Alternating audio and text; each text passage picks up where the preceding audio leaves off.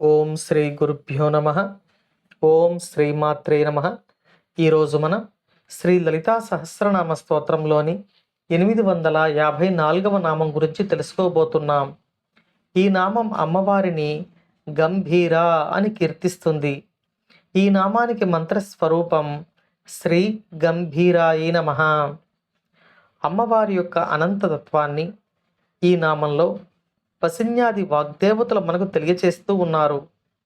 అమ్మవారు ఈ విశ్వాన్ని సృష్టించి నడిపిస్తూ ఉన్న పరబ్రహ్మ స్వరూపిణి.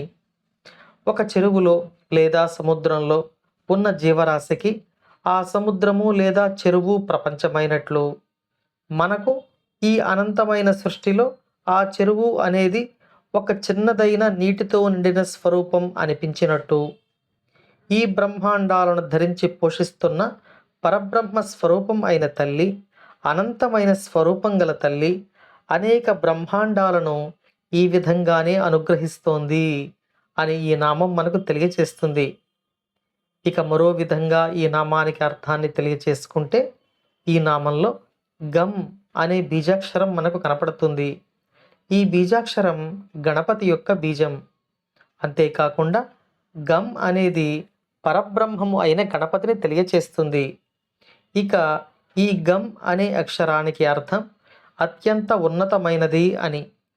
అమ్మవారు ఈ సృష్టిలో అత్యంత ఉన్నతమైన స్వరూపంలో ఉండి జీవులను రక్షిస్తున్నారు అని ఈ నామం మనకు తెలియచేస్తుంది.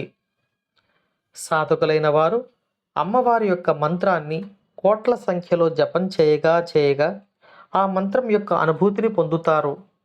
చాలామందికి ఆ మంత్రం యొక్క అనుభూతి పొందకుండానే జీవనకాలం అయిపోతుంది.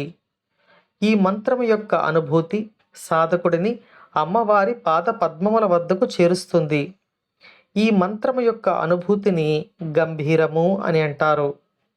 ఈ అనుభూతిని సాధకునికి ప్రసాదించే తల్లి ఈ నామంలో గంభీర అని వసిన్యాది వాగ్దేవతల చేత కీర్తించబడుతున్నారు.